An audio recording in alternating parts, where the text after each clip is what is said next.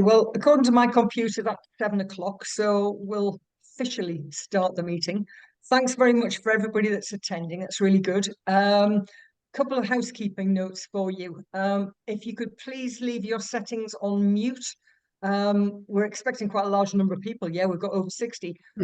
So any questions will need to be submitted via the chat. Now, if you're on a computer, chat is in the bottom bar underneath all the names and everything. If you're on a tablet or a phone, I'm not 100% sure where they are. So, because I always use my computer for doing this. But what I'll do is we're going to run, Rosie's going to run through warming up for competitions to begin with, and then we'll run questions on that. And then she'll be running through the cooling down after competition, so after the phases of the competition, and we'll run questions on that. But we'll run all the questions in those two sessions, if that makes sense. The meeting is being recorded, so if you object to being recorded, you can do one of two things. You can turn off your screen and change your name, or you can leave the meeting. And it will be recorded and held at the office for probably a couple of weeks for people to be able to log into, probably via my Clubhouse, but we'll have to set that up tomorrow. So that's the housekeeping. We're now up to over 70s, which is great. So this is hopefully one of a number of sessions that we're going to run for BC members, with the idea of trying to inform people more about what's available. We've got a lot of knowledge, huge numbers of people that have got huge amounts of knowledge that we don't really make enough use of. So this seemed like a really good one to start as we're heading towards the outdoor season, even though we're nearly at the end of the indoor season, which is a shame because we are going to touch on that tonight. I want to introduce to you Rosie Mould. Rosie's an amazing equine vet. And I say that because she was my equine vet for a while. I had the pleasure of working with her when she was team vet for the single horses in Portugal in ridiculously hot temperatures. And that was in 2012. And she was actually the team vet when I was on the World Championship team in Hungary in 2014. And I've known Rosie for a lot of years. She drives what we used to call white mice. So tiny little white ponies, or they seem tiny to me because I've always been a horse person. She's been a very, very successful driver for a number of years, both herself and her husband, Tony. So Rosie's going to share her expertise on how you get things warmed up to be able to do the jobs we ask them to do. Because we ask a lot of our equines, whether they be the tinies or the big ones, and we want to make sure that we give the best that we can to them. So I'd like to pass you over to Rosie. Hello. I'm just about to try doing this sharing screens. And I apologize if it takes a wee bit of faffing around with.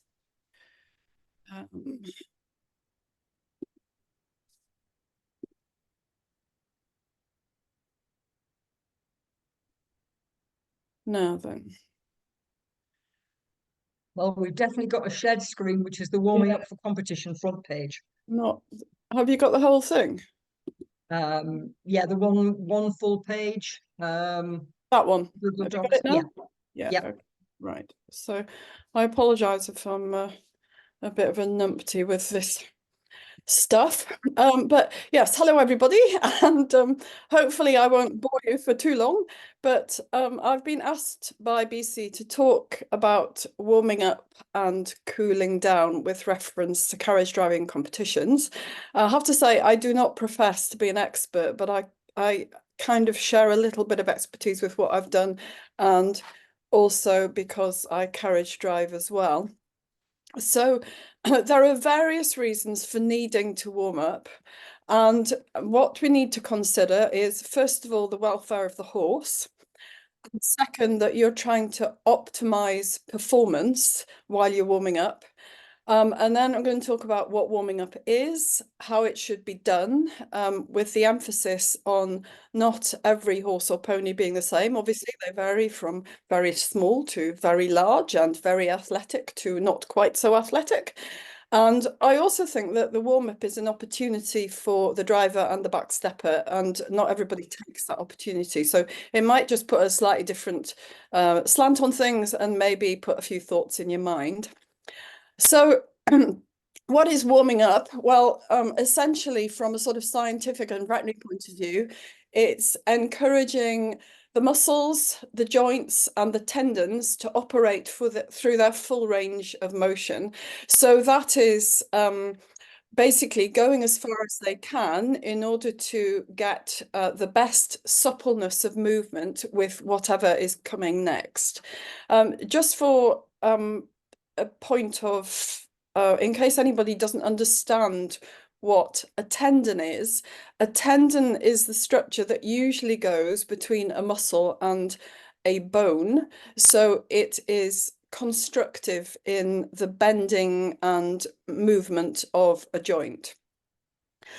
And I have a really, really simplistic way of looking at this, particularly when I'm doing some of the coaching with, and it's usually beginners I teach. So we start off very, very simply. So here is me long reining my pony, and I apologize for the high vis, which is not only not helpful, but also lopsided. But I tend to view the muscles from the ears to the tail. So those encompass a lot of muscles, the neck muscles, the chest muscles, the lumbar muscles, which are down here, and the rump muscles. So that's one group of muscles that I feel you have to warm up or think about warming up. And then I view the muscles on either side. So that's the muscles down the left-hand side and the muscles down the right-hand side. And if we're looking at things that we can do to warm those up, if you're looking at the top line, stretching is the first thing. When the horse stretches, that all these muscles from here to here will also elongate. And when you ask the animal to come into flexion or slightly flex the movement, some of these muscles will contract. That's the main sort of story. And some of these muscles will elongate as well. And I emphasize this is really simplistic. This is just an easy way to look at it, if you like. So when you're warming up this bit, I would be asking them to stretch and to flex and to stretch and to flex repeatedly for probably quite short, but sometimes quite long periods of time. You know, we're talking about seconds, maybe 60 seconds, that sort of time period. And then looking at the muscles on either side, then you're going to ask the animal to bend to one side. So if it's bending to the left, these muscles on the left are getting shorter, and these muscles on the right are getting longer, and vice versa. Going to the right, these muscles are getting shorter and these muscles are getting longer.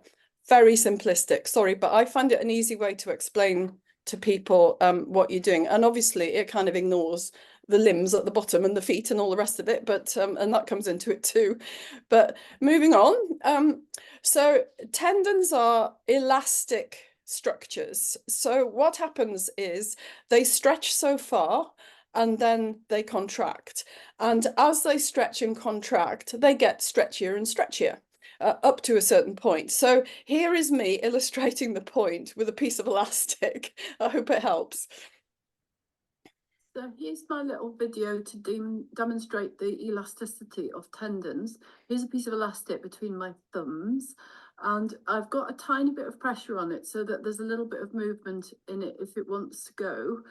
If I take the pressure off like this, it kind of buckles. And then when I put the pressure on, it'll go really almost as far as you want to, except it'll hit me in the face.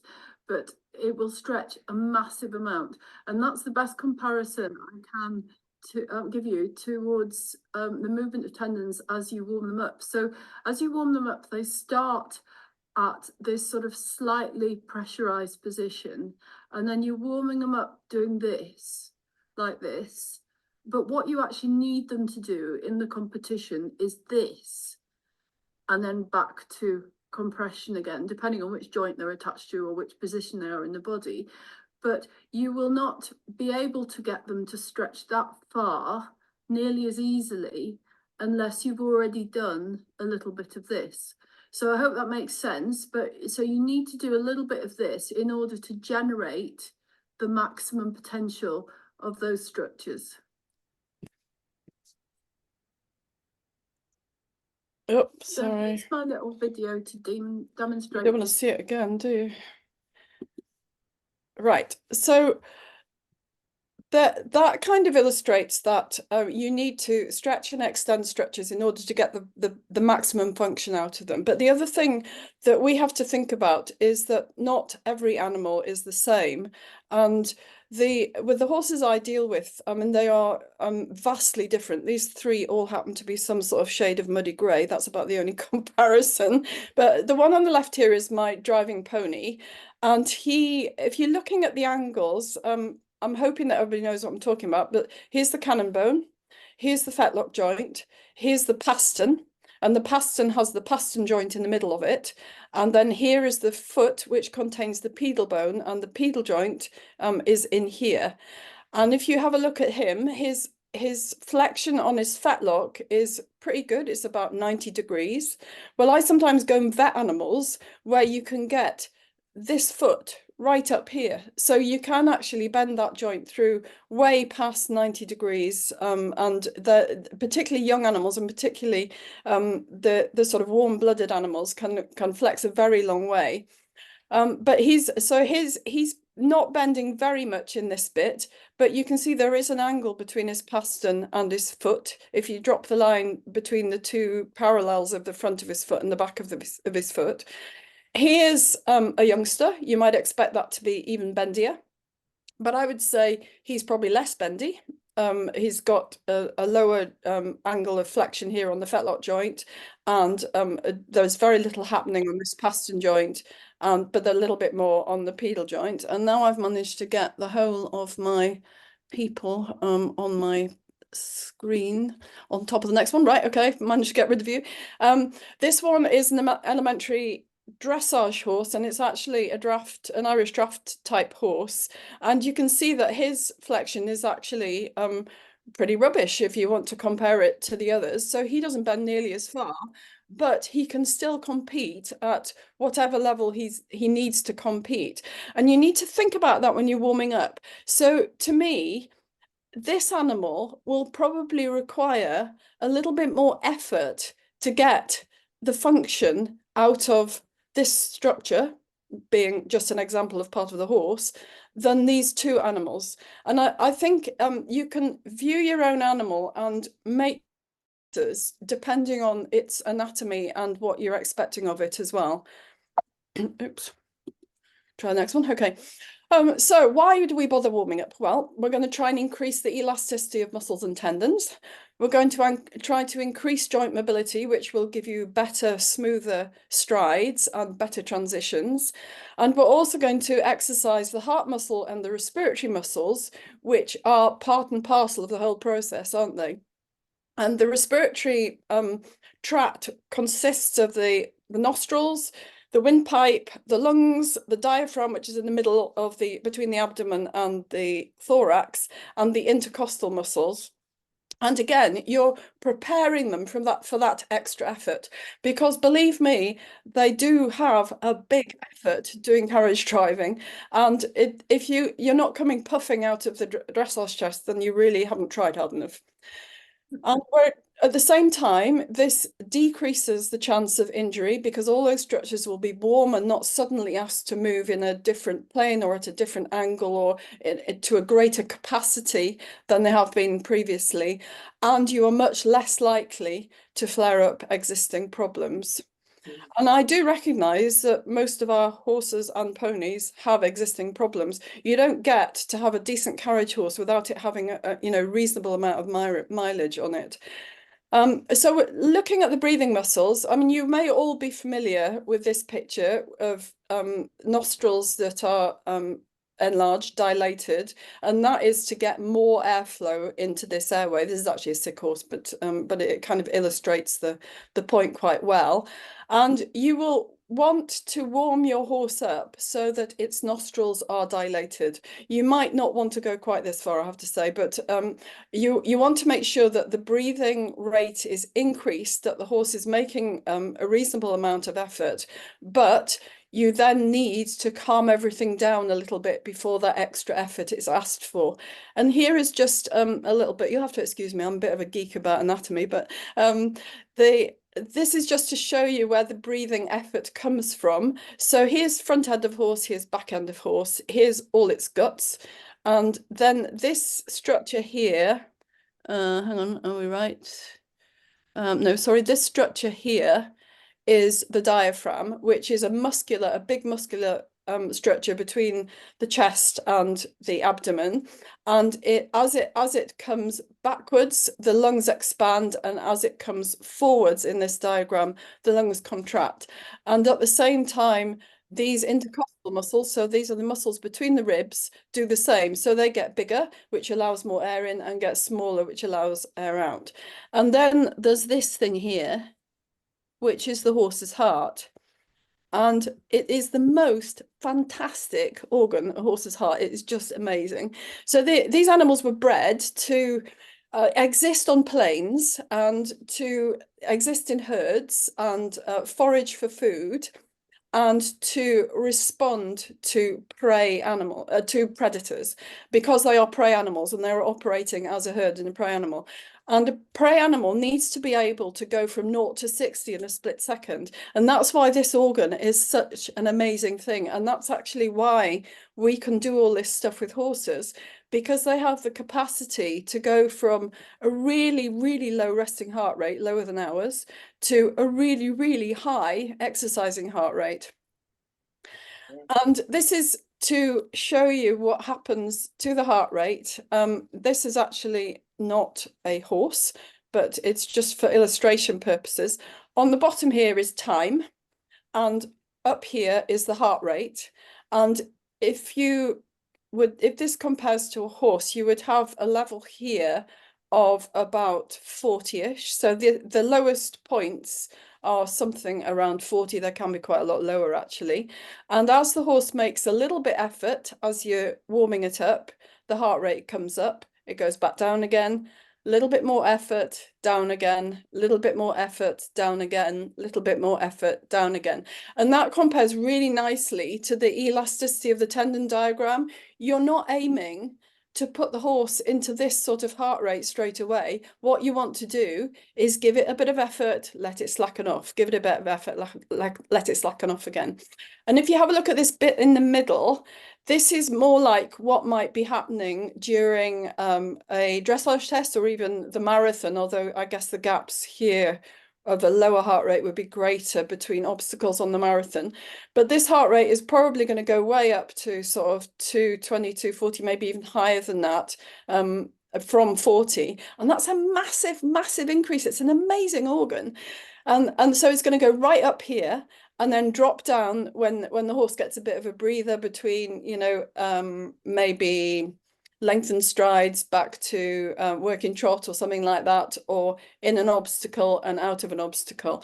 And this is what you're trying to emulate during the warming up. You're trying to give the heart and lungs that little bit of extra effort and then relax it again. So just thinking about how a warm-up should be done. I personally think that you should be stretching for quite a long period before you actually start asking the horse to do anything. And that fits quite often in our competitions with going towards a warm-up area, you know, leaving your box, doing that sort of thing. And then I have looked for some literature to back this up, but I'm not very clever at looking up PubMed searches, but I couldn't actually find any literature which related what you do during a warm-up to your performance. And I think it's probably a very difficult thing to quantify actually. But I was always taught that transitions are the thing that make a horse develop its ability to stretch and contract its muscles. And I've always based my own warm-ups on that. And that I think is probably what a lot of people do. And so by transitions, I would start with a walk, go to a trot, go back from trot to walk, and you can use as long or as short a period on this as you want. But in general, I think it's considered that you start off with a shorter period, say 50 meters, and then back to the previous pace, and then you can work up from there. And obviously you can increase and go into canter from that, and then you can use the trot paces to help you as well. But whatever you do, I feel that you should have a relaxation period before you start. And I think maybe that's partly because it helps my head get right as well. But I think if my head's right, then it's much easier to produce a performance than if you kind of go in thinking, oh, it's time to go through A sort of thing, or you know, the last person's finished the cones or whatever. I think a relaxation period gives you a bit of an ability to just chill, think about what's next, be happy with what you've just done, and go for it. However, I do have a little bit of a bugbear about these things. So I felt it necessary to put in a little bit of these things, which are going to help you if you take them on board to get best performance out of your horse. So if you have, for instance, if you look at your own animal and they are lacking in a certain area, say this is a fairly common place over the loin area. So I mean, this is a pretty rubbishly conformed horse, I would say, but if you look at various horses, some of them have really big, well-developed muscles over here, and some of them don't. And if you are trying to develop those muscles, you can use your warm-up to help you. So you can do muscles which will help to stretch and contract those, exercises which will help to stretch and contract those muscles. And you can focus that as you warm up. So you could, for instance, do what I've suggested before, and then do some exercises which will help to strengthen these. And we can talk about those more specifically later, or you can ask lots of other people who I'm sure will give you correct advice too.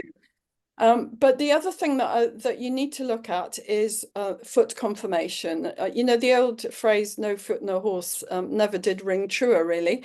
And I see lots and lots of horses that have incorrect foot balance. And I don't know why that is, whether it's a combination of ignorance or trying to save money or all sorts of things, or just, you know, that poor breeding that doesn't help too. But you are trying to create a balance so that horse bears weight evenly on all four limbs. There's a little bit of a further explanation here.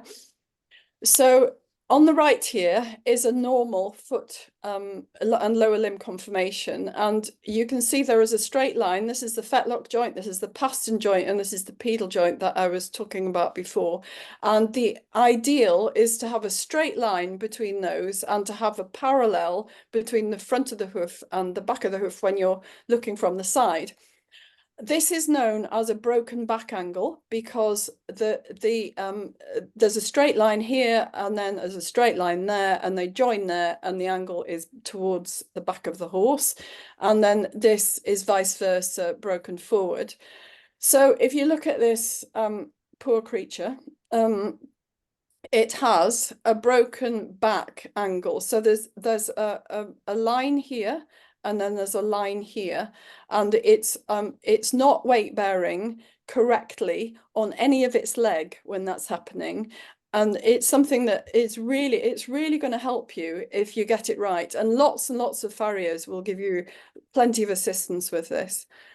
So here is a properly balanced foot. I hope that makes sense. But the other thing, which is also a bit of a bugbear, and believe me, it's probably my least favourite veterinary job, but it is really, really important. You're probably all aware that the horse erupts its teeth continually and they wear on each other as the horse chews. And that is in common with lots of herbage, sort of vegetarian type animals. And the spin-off on that is that because we've taken them, or partly because we've taken them out of a natural environment where they would just scavenge for food and take what they could and eat long bits of forage and not graze in lovely green fields, and also partly I suspect because we have bred into them the characteristics that we want at the expense of other things, they get very sharp enamel points, and those enamel points, when you are competing at any level will have an impact if they are there on what you are doing. Now, some horses are tougher than others, and some horses are much more expressive of discomfort than others. A lot of the behavior that is probably caused by dental disease is attributed to a bad behaved horse or whatever. But I am firmly of the belief that actually, particularly if you're competing at a serious level, that you should be looking in these mouths every 3 months, and you will reap the benefits, definitely. The picture on the right shows diastemas. This is a skull, obviously it's not a live horse, but these purple bits are gaps between the teeth, which are called diastemas, which are supposed to be one of the most painful dental conditions in horses, and I suspect they're really, really widespread. I mean, we see them every day. So the other thing is to think about not every horse being the same. So bearing in mind what I've said about the balance, the muscles that you might feel you want to build up, you want to do the things that that the horse can do, and you want to try and encourage it to do the things that it finds difficult. So you need to ignore what everybody else is doing and do your own thing. And you definitely don't want to chat to everybody, because you should be concentrating on warming up. Stick with something that's comfortable and achievable. So, you know, it doesn't matter what level you're doing it at. If you can do it to your best ability, that's what you're aiming for. And then the other thing about the warm-up is that sometimes you can use it to assist yourself. And you probably all know this, but I had a pony that I would always canter before the dressage test. And that was before dressage included cantering, because it actually just made him think forward a bit more. And the reverse happens, doesn't it? If you think that you need lots of calming, then perhaps you'd have a longer period of relaxation before you go into your phase. And you need to view the warm-up for you as well. So you can drink your ginger tea. What happens if you don't warm up? Well, to me, you get less fluency of movement. You're likely to get lower marks in dressage. You're going to be less supple in the cones and the obstacles. Usually the horse will make less effort, probably because it's a struggle to make more effort. And that leads on to it's much harder work for the horse. So chances are there will be an increased injury rate, and that it's likely to flare up existing ailments too. And when do you think of your horse as warm? It may be weather dependent. It would be interesting to have people's views on that. Do you need to wind up, calm it down, as I said before? Do you think it depends on you? How do you know that the horse is warm? Do you observe movement? Do you observe breathing rate? And if you're going to do that, probably the easiest way is to do several halts and have a look. I use snorting, as in the horse clearing its nose, as one of the indications that things are heading in the right direction. So, for instance, this is assuming that there is nothing going on in the respiratory tract. So it's assuming you've got a normal horse to start with. I have one that will start to clear his nose after 10 minutes. I have another one that does it after 2 minutes, and I have another one that does it after 20 minutes. But that to me is my kind of guideline as to what's happening. When they start clearing the nose, they start moving mucus up and down the respiratory tract because their breathing rate is a little bit higher, so they're making a little bit more effort. So you can then go on to do something a bit more. Talking about observing movement, the place that I find the easiest, and I don't think I'm great at this actually, but when I'm looking at what's in front of me from a carriage, I'll be looking particularly at the muscles over the loins. So in front of the rump and either side of the back strap, those are the muscles. If you like, they're strap muscles. That you can call them whatever you like, really. They have proper names as well. But those will be the muscles that I'll be looking at. But I know that a lot of people will look at other things as a judgment, and a lot of people will use things like the fluency of their transitions as a guide as to whether they've warmed up properly or not. And then it would be interesting to hear from people about how long a period of relaxation before you start do you have, if you have one at all. I really think it helps me and the horse chill, but you know, I may be in a minority one. I'm prepared to accept that. And you may be interested in this. So if you're feeling really stressed, and the horses may be stressed too, particularly if you go before stress out, of course. You might like to know that this actually will reduce the horse's heart rate. It's a scientific fact. It's been proven, and there are papers to prove it, which I haven't managed to look up so far. But the evidence does exist, and this is all you have to do. But I suggest you take your gloves off first.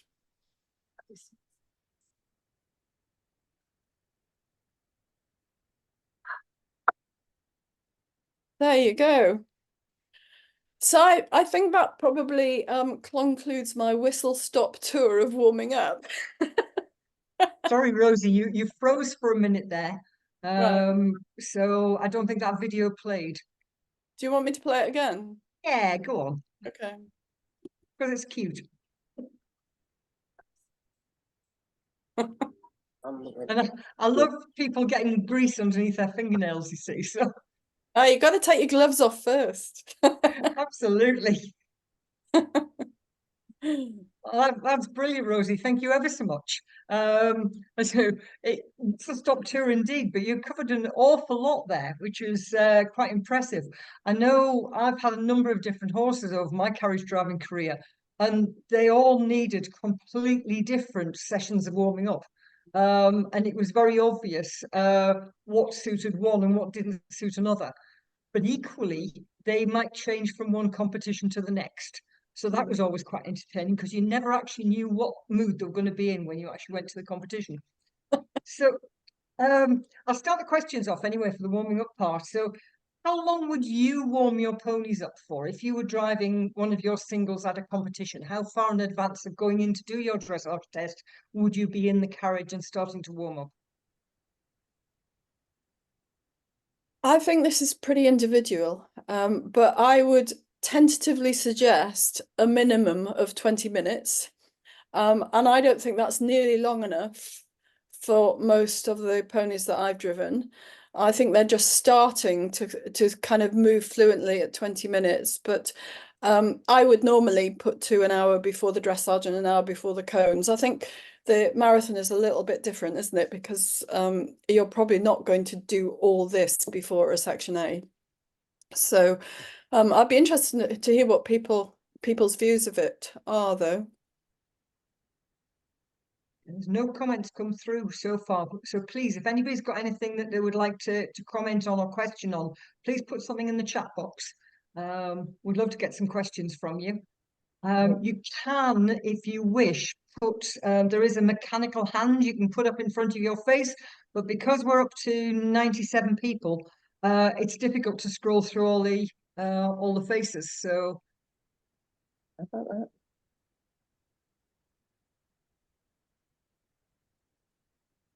we've got I have a golden rule for my ponies that I always start with 12 minutes of walk before I go into trot. Rosie, what do you think about that? Yeah, I think that's a good idea. I mean, you know, if that's what suits you, as I say, it's very individual. I'm just giving general ideas and hopefully helping a little bit with the science behind it, you know, why you should be doing it. Okay. And from Sue, does anyone warm up in hand first before putting to? It's quite an interesting one, that was. So Sue Gardner saying, I find that helps focus us both.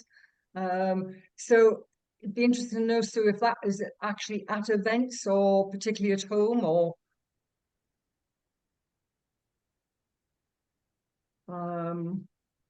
we would like some advice for warming up miniature Shetlands.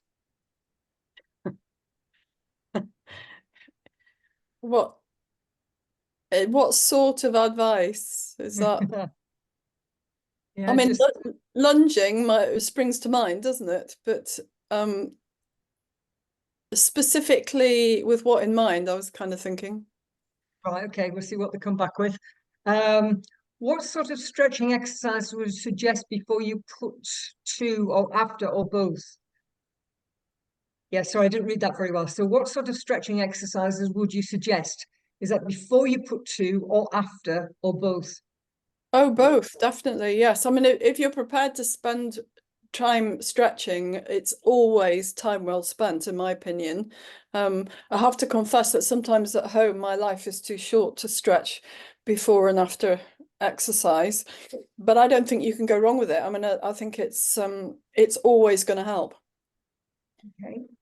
Next one is, I drive minis and always find there's a fine balance between warm up and tiring them out before we are started when competing with the long legs. Yeah. I do sympathize with that, and I think a lot of it depends on the surface that you've got to warm up on, and whether the organization insists that you have a backstepper on the carriage. And you know, I think there are a lot of factors going into that, and I think you have to kind of be intelligent about how you do it, to give the minis the best welfare, basically. Mhm. Okay, we've got a comment here that I aim for 20 minutes proper warm up with probably 10 minutes walking before that. Mhm. Oh, so Sue, who was asking about, I've got to go back now. What was Sue asking about? Warm up in hand before putting to. So she's come back with that yes, at events as well as at home. So that was to whether to do stuff in hand before you actually put in the carriage.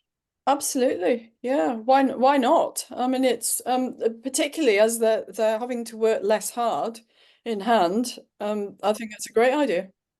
Yeah, I remember one of mine who was full sized, but I couldn't ride him because he was just far too sharp for me. That I used to have to lunge him for a while beforehand because that would get all the broncs out of his system before I actually put him in the carriage. I wouldn't have dared ride him. So I've got a resection A warm up. I don't tend to do anything other than get to the start in walk. Is that okay? Section A. Yeah, so it's resection A warm up. I don't tend to do anything other than get to the start in walk. Is that okay? That's presumably before the start of section A.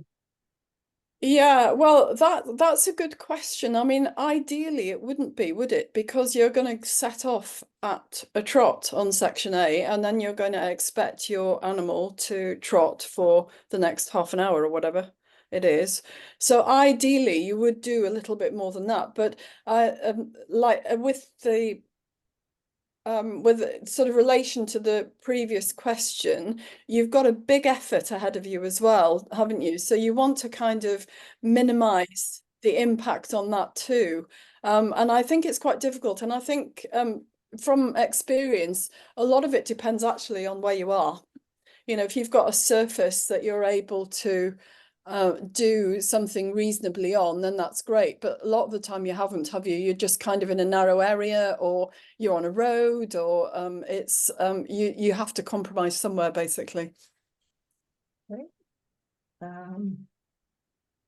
So the idea of section A is to warm up the horse pony before the efforts required on section B. Well, I think you've covered that one in what you've just said. I always plan 30 minutes to warm up, and I am normally ready too early. I do struggle with people warming up in dressage area and canter, as my horse can be a little off his face at the start of an event. Yeah, it's that you know, that's I guess a really difficult thing for organizers to deal with, isn't it, as well, because inevitably the areas are quite small. But it is tricky, and of course you know, and it's even worse, I think, when you've got a arena warm up. So like the warm up before section B, which isn't a section A, if you see what I mean, because then you've got all sorts of conveyances going around together in a relatively small space, and it's quite hairy to watch actually, than anything else. Yeah, somebody's actually said that some events don't allow canter in the warm-up area. But that's sort of an interesting one because the once you get into the advanced classes, then you've got canter within the dressage test, and most people would want to do a little bit of canter before they actually went in to do their dressage, which would be in the warm-up area. Yeah. A video of someone trying to lunge Shetlands would make good viewing. So all you Shetland owners out there, would you like to do some videos? There's lots of lappy replies to that one. To which Marcel said, we lunge ours fine, just have to accept that they're a tad different. I love it. Somebody saying that competitions tend to lunge in hand first before I put to a carriage, since they've been travelling for a good time period. Can you ask about warm-up or section A? Yeah, so I think this probably refers to we have within the British carriage driving rules, it's not used very often. It's only used at one event that I can think of on this current calendar. We have a warm-up period instead of section A. So you know how normally on a marathon you go off and you do your section A, you do a halt transfer, whatever, and then you do section B with your obstacles. At Brooklands oblique Chepstow, they use a warm-up system where they have an allowed time within an outdoor arena to warm their horses up, and then they go off and do section B. So what would be suitable sort of warm up for that? How would you warm an animal up for that? Because they're not getting that section A, that distance across the ground to really get well warmed through. Was that my question? Yeah, please, Rosie. Yeah. Well, I would just be doing exactly as I've described in the past. I mean, whatever you're warming up for, ideally you would do it in the way that I've described, and actually having a section A 30 minutes at trot is not ideal, is it? I mean, you know, if you look at that heart rate graph that I had, that just puts the heart rate up and keeps it there. That doesn't allow the increase and decrease unless unless you're going up and down hills or whatever. So I think you should, and I think it must be really difficult. I haven't done this, but I think it must be really difficult to concentrate in an arena when there are so many turnouts at the same time, trying to do the same thing or something similar. But I mean, you need these animals to be able to trot to canter, don't you? In the marathon and vice versa, you need to be able to practice short spurts of that or the equivalent thereof before you go in. And you know, I don't know, do the rules allow that? Is that what you're saying, that they don't? Or I'm not sure actually myself. I'd have to double check. yeah, I mean, you need to be able to practice the things that you're going to go and stun everybody at how good you are at them. Absolutely. Okay, thanks very much, Rosie. That's finished all the comments that have come through on the chat for the warming up. So hopefully that's been very enlightening for a lot of you. And if you'd like to move on to your second part of the session, please. Okay, so oh god, I've done it again, haven't I? Oh no, wrong one. Right, yeah. Okay, so yeah, so we're going to talk about cooling down, and I did a reasonable amount of research on this prior to this talk to get some information about it, and there is a lot more information as in scientific papers to support what happens during cooling down. But just to give some basic grounding, you should be cooling down after every phase of exercise, not just after the marathon. Even if the horse feels dry, it will have sweated, because sweating is the body's way of cooling down. So why do you need to do it? Well, it helps return heart rate and breathing rate to normal quicker than if you don't do it, basically. It reduces the heat which is stored in tendons and muscles, which is known to damage or exacerbate previous injury. It reduces blood pressure it avoids exertional heat illness, which is a pretty horrible thing, which I'll tell you about in a minute. It reduces the chances of colic developing as a result of dehydration, and it is much less likely to flare up. Well, the horse is much less likely to have a flare up of an existing disease if you cool it down properly. And the basis of cooling down is that you should be using shade and water, and at the risk of getting shouted down about water, because I'm always told that there isn't enough and I can't advise people to use it and blah, blah, blah, blah, but here you go. So the idea of using shade is that the temperature in the shade, surprisingly enough, is decreased from being out in the hot sun. And so the picture on the left, it is the horses that are supposed to be in the shade and not the driver. And the picture on the right, ideally you would cover the horse in water from a hose pipe. I appreciate they're not always available. And if we look at why you're doing that, this is a horse, and I'm sorry if it's gory for people, but this is a horse with all its superficial structures removed. So the skin's taken off and the superficial muscle is removed, because these are the muscles that we're aiming at when we do our cool down. So there are massive neck muscles, there are muscles over the shoulder, there are the loins and the back muscles, and there are huge, huge, huge muscles over the rump.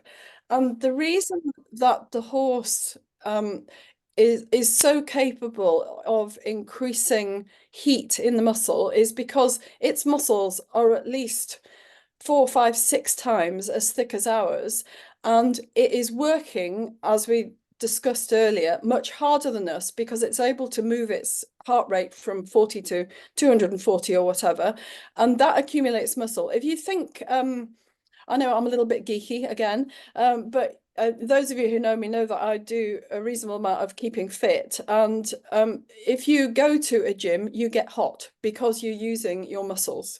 And the muscles are generating heat, and it takes you quite a long time to recover from that, that heat gain as well. So you need to use more shade and more water once you've used shade and water. You need to allow them to drink, preferably only with the mate that they came with in the lorry, and not just with some random person that's sharing a water trough. And you need to apply more water. And you should be using electrolytes whenever the horse is likely to sweat. And at the moment, working my pony every day, the pony is getting electrolytes every day because he sweats when he works, even if he doesn't sweat very much. Horses will get rid of them anyway, so they will get rid of these salts that you're giving them. If you give too many, they just pee them out in their pee. And this isn't a plug, it's just an illustration of the ones that I use at home. There is also some work that shows that in order for tendons to function properly, the animal needs to be hydrated properly. And so if you don't replace the salts that allow the horse to absorb the water from the water it takes in by mouth, those structures don't function nearly as well easily either. And that's kind of akin, if you like, to being stiff after you've done something that you're not used to doing, you know, that sort of idea. The little anecdote here, so there is a farrier who is quite well known in British carriage driving circles, who volunteered the information to me relatively recently that he put some electrolytes in his water bottle in the van. Well, you know how hard these people work. You know that they sweat all the time. And he said, Rosie, I can't believe the difference it made. And that, honestly, that was an unsolicited comment. So I decided that I had to put my money where my mouth was and try using electrolytes in the gym when I go to the gym. And I know that this is a subjective opinion of one person, but I think it helps me go on for longer at the gym. And that might be placebo, but you know, who knows? And I would like to introduce you to the concept of the water buffet. So this is offering the horse water in various different forms before you get to an event, so that you know what it prefers. because we want to get them drinking, and we want to get them drinking as soon as possible afterwards. So these are the suggestions that you offer cold water and warm water with electrolytes and without electrolytes, or that you offer either cold or warm water with a little bit of apple juice in it, or cold or warm water with peppermint cordial. And much to my amazement, my ponies, when they're hot and sweaty, prefer warm water. They actually prefer it without electrolytes, but they can have electrolytes in the food, so that's fine. But I was pretty stunned. I mean, you know, I would always prefer cold water, end of. But it's sometimes a taste thing, and who knows what drives them to drink certain things above others. But it is worth just doing a little play around at home to find out what you need to do in order to get them to drink.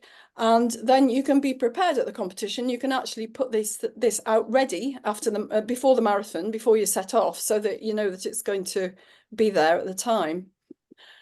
So sorry, going back very slightly to the cooling process, the idea is that you when the horse comes back, say after a marathon, because that's the easy one to think about, it will feel hot to the touch. And the idea is that you carry on putting water on the horse until it feels cool, and it stays feeling cool. And then there's a good chance that your horse will be sufficiently cool. There was a really fascinating scientific article here, which was actually done in Australia. And so this study was done in high temperatures and with high humidity, and I think the potential for those things is lower in the UK, but it's quite interesting because there is proof to show that horses can get heat illness or heat-driven illness from being exercised in 16 degrees C, which is obviously a very achievable summer temperature in the UK. So just a wee bit about exertional heat illness. This is a pretty horrible thing that develops because the horse gets hot, and the cut-off point in a horse is 42 degrees. And if anyone takes their horse's temperatures regularly or is involved in FEI competitions and so on, they'll be aware that that's pretty high. But once they reach that 42 degrees, the horse is unable to get rid of its heat on its own. And basically, the whole body goes into shutdown and meltdown. These are not scientific terms, obviously, and but the results can be disastrous. And I think this was written relatively recently, and I think the knowledge of this particular illness has increased over the past few years.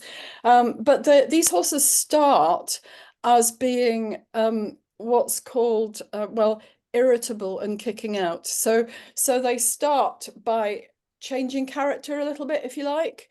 And if you can spot that and deal with it straight away, then they're very treatable, these horses, but you have to be able to recognize the symptoms as and when they're occurring.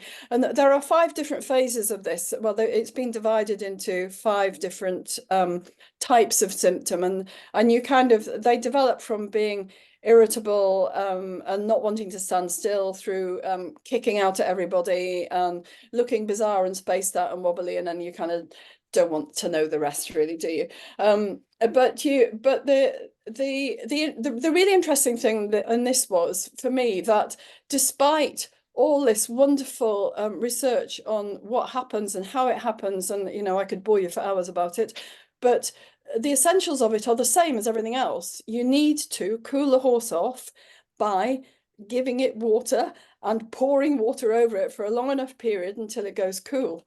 And it's really fascinating that it all kind of boils down to first principles. So sometimes things do go wrong, even if you try quite hard. And I just thought I'd put these up, which are quite recent pictures of a horse that had completed a marathon and came in dehydrated, despite everybody's best efforts at cooling and electrolytes and all the rest of it. It does go wrong occasionally, and who knows what precipitates that, but my deep suspicion is that something sets it off, such as a mild lameness or a mild colic, or something has been different. These animals are often away from home, so maybe it hasn't drunk as much as at home, maybe the haylage is slightly different. You know, I think there must be some sort of precipitating factor with these, but these horses end up pretty dehydrated, very clinically dehydrated. They are very sorry for themselves, standing at the back of the box, refuse to eat, all the rest of it, and then they can go on to develop colic, and the colic can be really dramatic, like, you know, sort of leaping in the air and throwing your back end at everybody and all this sort of thing. And it requires, they do get better, but it requires quite a lot of time and effort and dripping and fluids. And this is me not playing on Facebook, but actually looking at the dosage of something, I feel very sure. And they get better, and it's an extremely rewarding thing to treat, but it's quite a scary thing. And I think if you're the horse owner and so on, then, you know, you suddenly see your horse turning from a normal creature into something that really, you know, hasn't a clue where it's putting its feet, its head, or anything, and quite a difficult thing to deal with. So the more that you can apply the principles of cooling, the less likely this is to happen, but it still happens sometimes anyway. And then the last thing, and you'll be pleased to know this is the last thing, was I was going to tell you about pre-cooling. So this is really interesting as well, and I'm not even sure that we aren't ahead of the game on this a wee bit, but in carriage driving this is. But this is a scientific paper from a group of people in Utrecht in the Netherlands, and they did a study on how pre-cooling affects elite eventing horses. And these were elite eventing horses. So these were horses that were competing between 1-star and 5-star at international events. They were between 3 and 10 years old. So they were in the prime of life, really. Interestingly, there are only 10 horses in this study, and that makes it probably not particularly valid, but I can understand, you might understand actually when you hear what the process was, why people probably didn't come forward very readily for this. What they did was they put temperature monitors on these horses. So there's one here, and there's one here. Yes, temperature probes on these horses, one here and one here. And then they put a rectal probe up its rectum, 25 centimeters in, and this is a heart monitor. And they measured the horses' speed and their heart rate. They did blood samples to check function of muscles before and after, accumulated lactate, and they had a velocity monitor on these horses to check that their performance was as expected and so on. But what they actually did was, this was their warm-up. So 10 minutes of walk, 10 minutes of trot, 3 minutes of canter, and 3 minutes of walk. And then they did 8 minutes of continuous application of cold water. Okay, so this, I suspect, is probably part of the reason that they only got a small number of volunteers for this study, because I can imagine people going, ooh, when they suggested it. And then they did a moderate intensity canter with each animal, and that was at a level appropriate to its competition ability. So that was at a level that basically the owners and riders thought that this horse could sustain normally, and they did all this process twice with each horse. And I mean, it's really fascinating.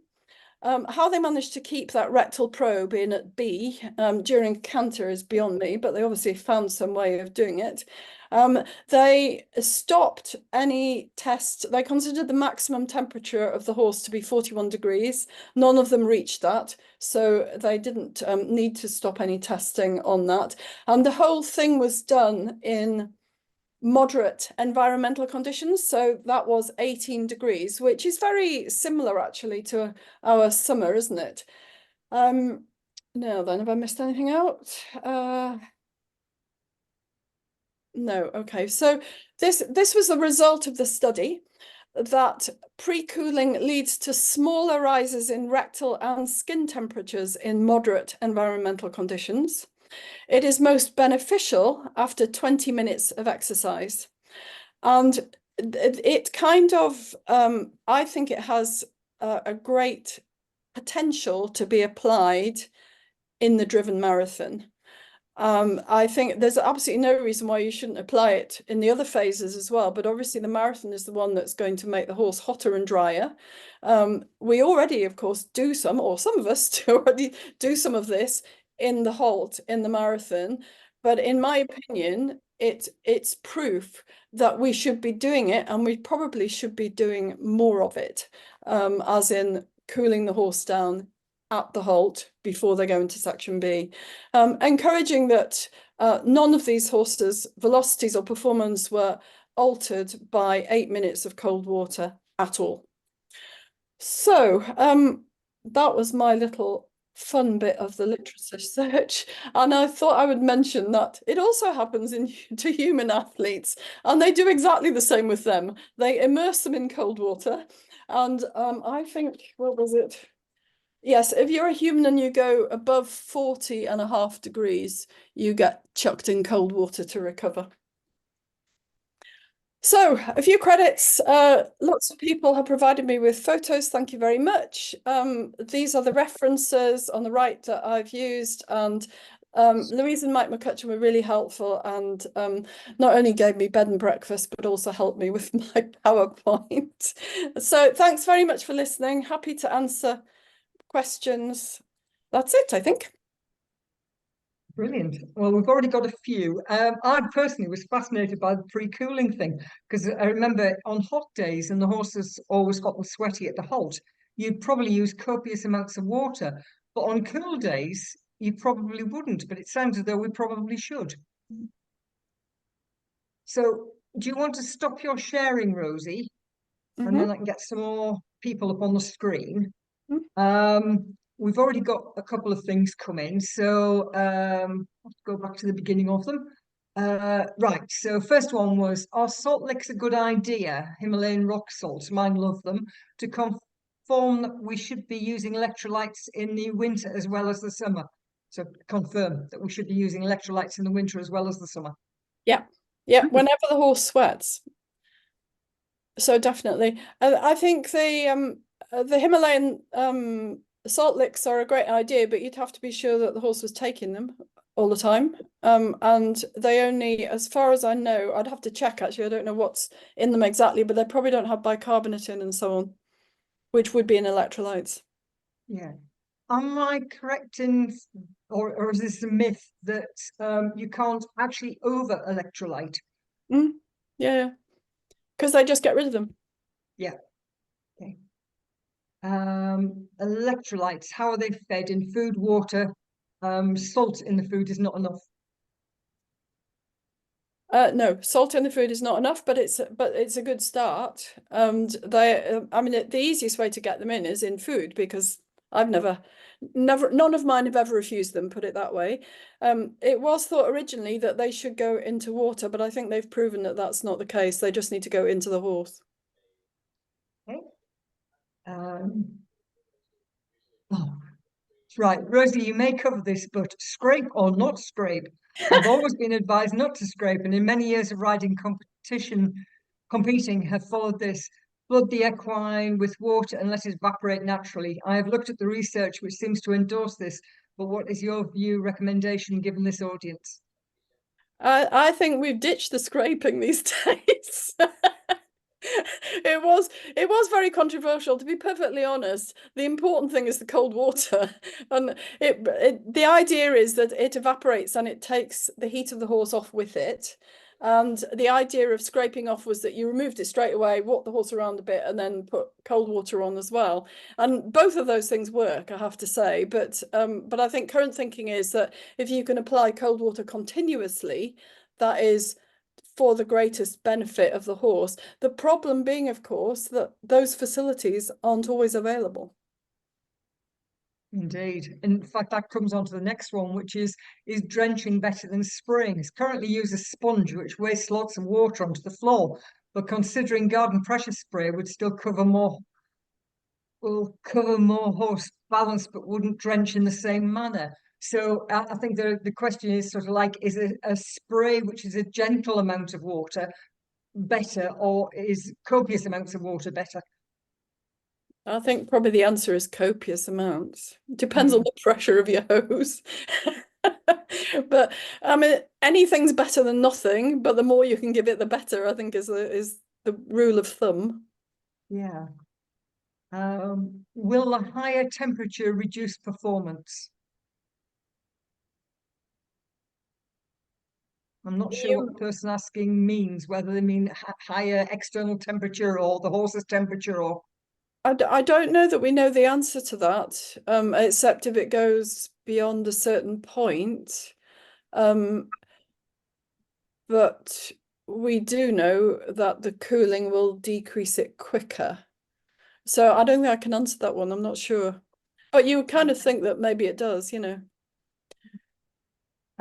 What's the current thinking of a bit of trot within the cool down phase? Back to the stabling area, for example, to help get rid of the lactic acid in the muscles. I think you should leave your trotting until after you've finished the cooling, definitely. I mean, the important thing is to reduce the temperature of the horse, and you're actually inadvertently maybe increasing it again by trotting it when it's already hot. And my comment about the using water at the halt is, can we pre-cool at the halt? Would be interesting for the organisers, where they provide water, very sensitive for horse welfare. I mean, it's difficult for organisers to actually be able to provide sufficient water for the number of competitors sometimes at a halt. Therein lies the problem. One comment is, I've heard electrolytes can aggravate those horses prone to ulcers. Well, I guess it's possible, but they are going into food, you know, so they're very soluble molecules, but I'm not aware of any scientific proof of that. I would stand corrected if I found any, but I haven't seen any.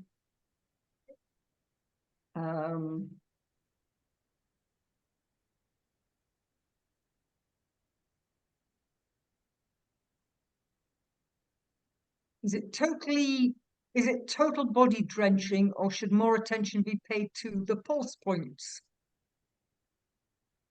The places to pay attention to are those muscles on that diagram that I showed you. So they're the major muscle bulks. They're over the neck, the shoulders, the loin, and the quarters. Okay. Right, so that's the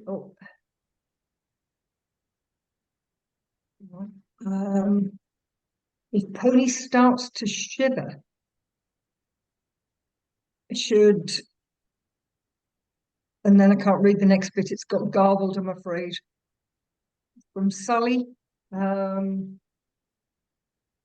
know many years ago, I was at an event when a friend of ours, one of his pair, got really overheated, and we got it into shade and used huge amounts of water on it, and it probably took about a good 20 minutes of water before it's started to look a little bit brighter, and its skin temperature came down to sort of something you could even bear to put your hand on. It was so hot, and it wasn't a particularly hot day either. So Okay, I got a message from Andrew Council, our chairman, that in that controlled warm-up that we were talking about earlier on, it's an any pace for the warm-up. So I think, I believe at one or two events when it's been a really hot day, their any pace has been standing under a tree. But I think the idea is that you can warm up as you would on section A. So you can walk, you can trot, you can do a little bit of canter if you want to. So it's an any pace section. So, I think that's all of the questions that we've got, unless anybody's got anything else on this at all. Actually, No, I can see. Yeah. there is one little anecdote I've got here. The FEI already recommends pre-cooling if the ambient temperature is greater than 28 degrees, which actually probably applies to quite a lot of the continental marathons in the summer. Indeed, that probably happened in the UK last summer as well. There was a couple of our marathons that were very hot days. So, so it's a very interesting one. Yeah, that's obviously something. The pre-cooling thing is something we're going to have to take back to council to discuss, because it's obviously going to be very important in the future for the horse welfare. So thank you for that. Thank you everybody for attending.